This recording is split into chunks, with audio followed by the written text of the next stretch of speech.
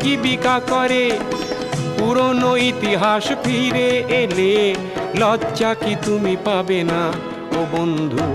মানুষ মানুষের জন্যে, জীবন জীবনের জন্যে একটু সহানুভূতি কি মানুষ পেতে পারে না ও বন্ধু?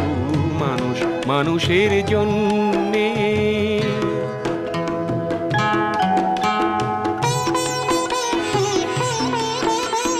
বলো কি তোমার ক্ষতি জীবনের অথই নদী পার হয় তোমাকে ধরে দুর্বল মানুষ যদি?